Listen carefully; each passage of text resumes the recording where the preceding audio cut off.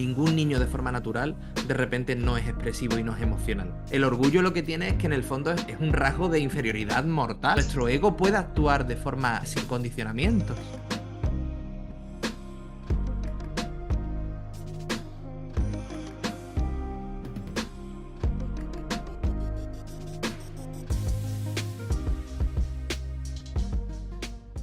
Cuando hablamos de... antes estábamos hablando del amor, del rechazo al final a ser nosotros mismos, ¿no? Porque de algún modo creemos que ser nosotros mismos no es lo que los demás esperan de nosotros, por lo tanto creemos que no nos van a amar por simplemente ser, sino que necesitamos algo más, ¿no? Cuando ahí también le aplicamos después la creencia, o más que la creencia, constatamos que hay personas de nuestro entorno que empiezan a rechazar nuestro ser, ¿no? Nuestra naturaleza, que cada uno le llame como quiera, ¿no? Nuestros rasgos, digamos, de expresión y de apertura, de conexión o de amor también hacia los demás. Ahí es cuando empezamos también a bloquear lo que es nuestro campo emocional y nuestro concepto de amor, ¿no? Porque si de repente interpreto que un abrazo, un beso, una caricia, rasgos que pueden ser emotivos, provocan un rechazo en personas a las que son mi referente o en ese momento me siento dependiente de ellos, ¿no? Porque los quiero, porque son mis referentes maternos o paternos, ¿no? Al final se da un bloqueo de lo que no debo sentir sin entender muy bien el por qué. Simplemente voy a entender que hay algo que he hecho mal, que no entiendo muy bien el por qué, pero voy a empezar a tener precaución y a estar atento de qué debo disimular o ocultar para que no se enfaden las personas a las que en ese momento quiero y las que en ese momento de algún modo dependo. Cuando digo dependo me refiero de que somos pequeños y de algún modo pues nuestros referentes maternos y paternos, nuestros padres al fin y al cabo, tememos que no nos quieran, ¿no? Nos entra pánico cuando somos pequeños y interpretamos que nos van a querer, ¿no? O incluso como cuando pequeños interpretamos que algún día no vamos a vivir con ellos, ¿no? En ese momento nos entra el pánico cuando somos pequeños, porque no entendemos otro concepto de vida, ¿no? Entonces es muy importante darnos cuenta de que ese rechazo que yo he tenido en un momento de la infancia, donde he interpretado que hay algo negativo en mi naturaleza que tengo que disimular u ocultar, es muy importante ver el por qué se dio y en qué materia, en qué circunstancias se dio. Porque me daré cuenta de que las circunstancias que se dieron en ese momento no van a tener nada que ver con las circunstancias reales que tengo a día de hoy, ¿no? En aquel momento sí voy a sentir que dependía de algún modo de la protección y del amor de esas personas, de la aprobación de esas personas. A día de hoy puedo aceptar y anteponer mi propia aprobación, aceptación, ¿no? Sin menospreciar tampoco a las personas a las que quiero, pero sí respetando que algunos lo entiendan y otros no, ¿no? Entonces al final son rasgos que es muy importante poner ese foco, ¿no? El darnos cuenta de que el campo emocional de forma natural no se bloquea. Ningún niño de forma natural de repente no es expresivo y no es emocional. Aprendemos a no serlos porque entendemos que la respuesta que tenemos ha sido censurable o negativa. Ahora es el punto donde nos tenemos que permitir reconciliarnos con ese niño que hemos relegado a un subsuelo, a un segundo plano, por creer que nos va a traer un menosprecio y un desprestigio, o sea, un rechazo, más que algo disfrutable, ¿no? O algo que me vaya a traer emociones buenas, ¿no? Entonces, ahí hay un buen punto para reflexionar, ¿no? Cuando tiendo a ocultar emociones, lo que tengo que darme cuenta es cómo me reconcilio con las emociones que en el pasado malinterpreté, o no malinterpreté, pero otros malinterpretaban y yo asocié a que era imposible poder vivir expresando ese rasgo de mí, ¿vale? Pero es muy importante que nos demos cuenta de que ese rasgo es natural en mí, por lo tanto no tengo que disimularlo. Equilibrar esto no es tan complicado, lo que pasa es que tendemos a, A normalmente lo que pensar hacemos es de lo compensarlo. contrario. Es Mm, decir, me siento menospreciado y ahora me voy al orgullo para sentirme claro. más que los demás, para en el fondo sentirme igual que el resto, ¿no? Porque el orgullo lo que tiene es que en el fondo es un rasgo de inferioridad mortal el que tengo. Cuando una persona necesita el orgullo y es orgullosa, al final lo que tiene es un rasgo de inferioridad grande que intenta compensar y paliar sintiéndose superior al resto.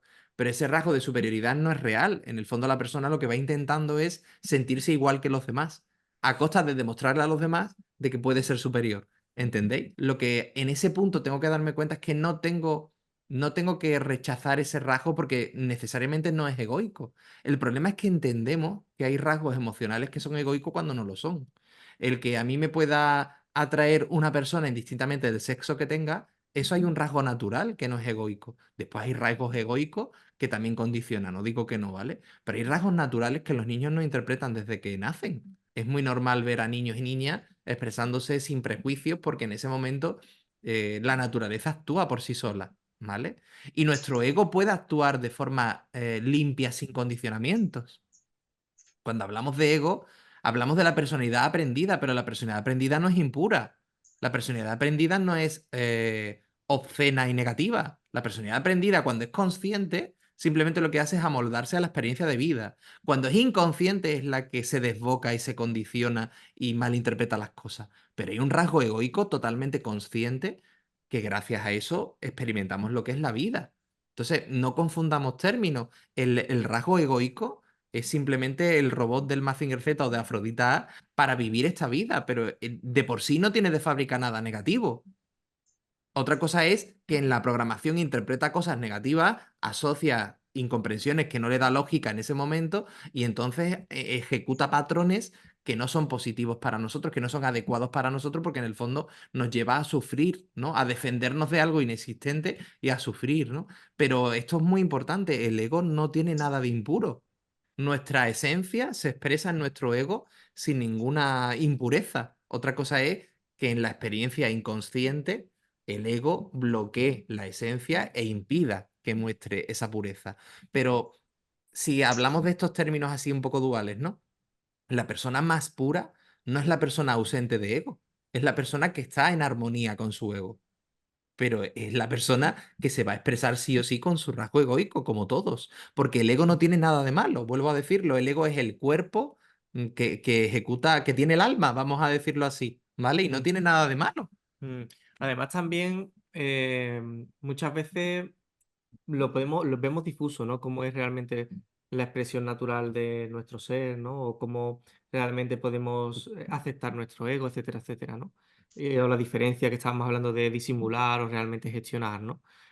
Cuando hay por ejemplo, un disimulo, hay una inseguridad. Esto está claro, ¿no? Por lo tanto, es un factor determinante para yo darme cuenta si estoy expresando mi naturalidad o no. Si hay inseguridad, no puede haber naturalidad, porque al final no hay un convencimiento y una aceptación de lo que me hace sentirme inseguro, ¿vale? Entonces, es importante darme cuenta de cuando yo dialogo y acepto, surge la seguridad. Pero, si hay ¿qué diferencia hay entre seguridad y orgullo? Porque si yo me creo mi orgullo, me puedo confundir, muy fácil. Cuando hay orgullo, hay enfrentamiento con lo externo. Cuando hay orgullo, hay un rival al que hay que derrotar, al que hay que convencer. Cuando hay seguridad, no, yo Vale. tengo mi convencimiento en mí y por lo tanto yo no tengo que convencer a nadie. Claro, podemos reaccionar, pero que el enfado también es natural, es decir, si me faltan al respeto, yo puedo de alguna forma contestar en consecuencia. Otra cosa es que me identifique tanto que necesite al final quedar por encima. No estamos hablando de eso, estamos hablando de que se me respete. Digamos que hay una línea que separa el respeto de la identificación, ¿no? Pero volvemos a lo mismo, la cuestión es si veo al enemigo en el del de enfrente y trato de alguna forma de convencerlo o no me quedo tranquilo hasta que yo no he quedado por encima.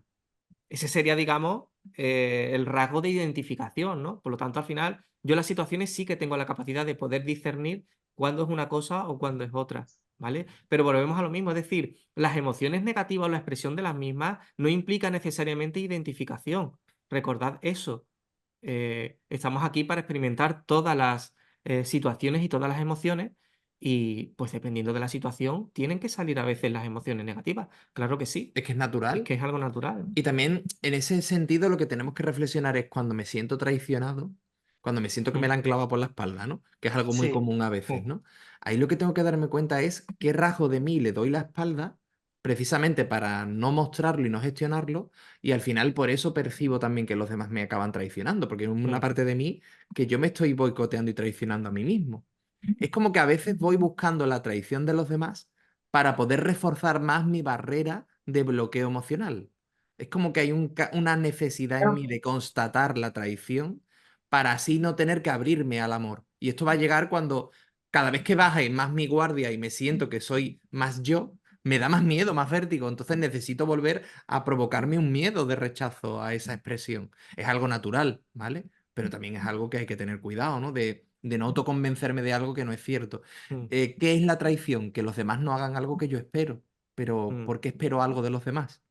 claro. ¿Qué es lo que espero de los demás que no me doy a mí? Y por eso es tan importante que los demás no me lo den. Cuando al final alguien me traiciona es porque hay algo en mí que yo también me he traicionado y tengo que ver qué parte de mí le estoy dando en la espalda. Y por Mm. eso me clavan el puñal, porque estoy dando mi espalda. Claro. También ocurre una cosa, muchas veces cuando pensamos en gestión, pensamos en una acción o una expresión libre de ego y eso no existe.